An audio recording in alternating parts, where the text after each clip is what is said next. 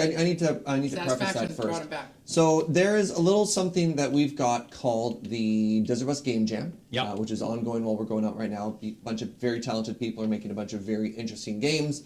And the theme this year was mythology. Yeah. And somebody would like us to talk about our favorite mythological creatures, either on the theme, or what I'm guessing is they're looking to put some NPCs in their game. So maybe it'll be like Colin, the friendly Minotaur, or something like that. Kate, why don't you start us off? What is your favorite mythological creature? So I'm a big mythology fan, and I'm just going to say that there's a very famous book called The Power of Myth by a gentleman named Joseph Campbell that studied myths across the world and looked at how they're all very similar. And his main line that we use is he developed the line, "Follow your bliss." So that's Joseph Campbell, who I am a huge fan of. So having said that, I've read mythology from you name it, man. All right, yeah. I know so many. All right. So I'm gonna jump and say, let's go to the Vikings, because Vikings came up earlier today, and Julie mentioned Odin. Okay. And I'm going to go to Freya, and Freya was Odin's wife? No, daughter. And she was like Artemis. She was a goddess of war. Okay. She was a redhead. She was powerful. She led the armies. Freya. That'd be this week. Heck yeah. All right. And I got a lot. I could go all day, but that's this week's. Colin? Yeah. I mean, I want to be really boring and say dragon, because dragons are so cool. Dragons are legit. Yeah. But one of the things I like dragons is just all the interpretations you can do with them. All the interpretations that world mythology has done. Yeah. Like a dragon in like Western, like sort of like medieval, sort of like mythology is very different than a dragon in like an Eastern mythology. Sure. And like three-toed water dragon. Exactly. Let's go. And then one of the things I love when they take that concept in Magic, and they're like, every time they go to a new setting in Magic, they go, okay, we want to make a dragon because our sets have dragons. What does a dragon look like on the Gothic horror world of Innistrad? What is a dragon like on your very Greek mythology-based world, like Theros? And it's just all about what do we do that makes a dragon different here? And that sort of very much reflects, I feel like, what world mythology does. So dragons.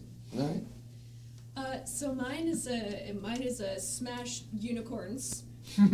Wow, I didn't figure you just no scope one. You're just like unicorn. My core imaginary friends as a child were a pair of unicorns. They were twins, and they were both named Sally. Perfect. However, my main reason as an adult for loving unicorns is the fact that the whole reason we have unicorns in the first place, at least according to the going theory, is that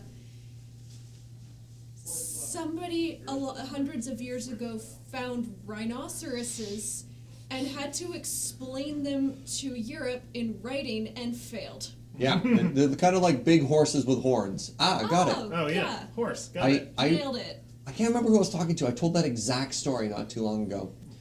James, what about you? Favorite mythological creature?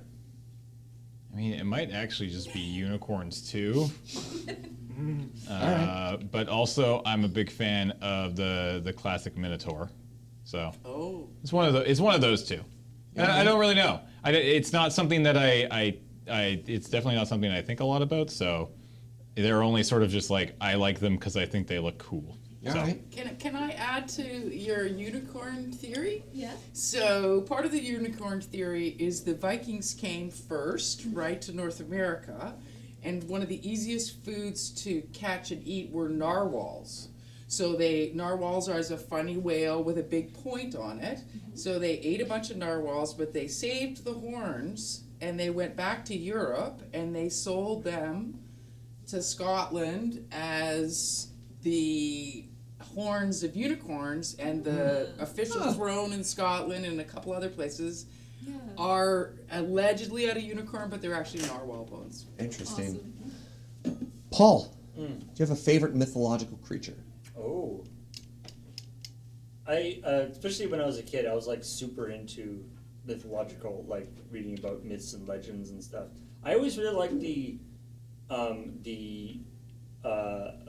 sort of mixed up creatures, like the chimera, Sure. the manticore, griffins. You know, the things that are just basically like, I guess it's not that creative on the part of the mythological designers. They're like, yeah, this is a lion with the head of a goat and the body and the tail of a the snake, and there's like a clam in there somewhere. I don't know. In both of its hands. Yeah.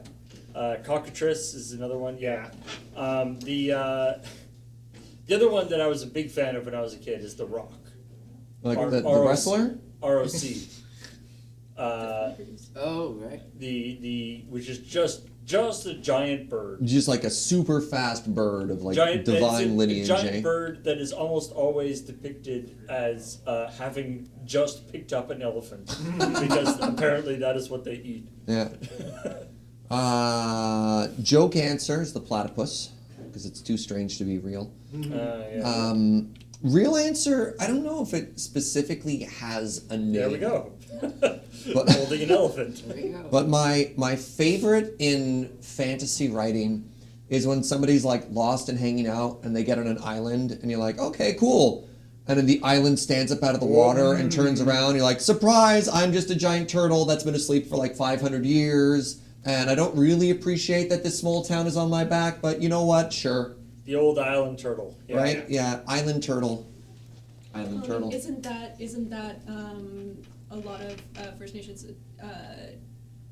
description of North America? Is that it's an island turtle? The great. Hopefully somebody in chat can help me out there. There's a lot of people that talked about a giant turtle. Turtle island. What was the fantasy writer that just said like the world is a disc that's stacked on tops of turtles and Terry turtles? Pratchett. Terry Yeah. Pratchett had the The turtle great thing. Atrin, Yeah, someone in chat. the galaxy turtle with the four Even in elephants on his back. even in the Neverending Story, they had a point where was it Trey or was that the horse? No, Trey Trey is is the kid. Yeah. Yeah, Tree's the kid. Right? Find an island like I'm supposed to meet somebody here, and the Yeah. island is like, oh hello, It's surprise, I'm It's, actually it's turtle. not. It's not an island. It's a little mountain, basically, in that Oh, one. yeah. But It's yeah, it's definitely a. It's in a swamp. yeah. It's definitely a trope of fantasy stuff. It showed the island as a turtle also showed up a Oh, lot Artak. in the Arabian Nights thing. Like it was definitely like a trope of certain fantasy things, and also sort of origin myths and things. I've seen it a lot, like all over the world from different writings, fantastical writings. All right, good talk. Welcome to Mythology and You, our brand new Love Dogberg Dragon. segment. Yeah, myth talk. Also, I was a big fan of the just because the image always struck me. So there's Baba Yaga, of course, the sort of the not the boogeyman, but the sort of evil old woman Yeah. who's going to come after you, which is like a fairly generic as myth things go. But the greatest part is she travels around in a house with chicken legs, a house with giant chicken legs. And they put that as a monster in Ragnarok Online. Just the house. I think she was attached. Yeah. But yeah, Yeah. they chase you around. There's a lot of them. Yeah, alternatively, I think she has like a flying giant mortar and pestle that she rides in. Amazing. Like, what do I feel like today? The flying mortar and pestle or the chicken leg house? Depends on where you're Decisions. traveling. I That's where you're guess. going. Yeah. Terrain. I Well, suppose. is it a brown belt or a black belt? It's really hard to tell.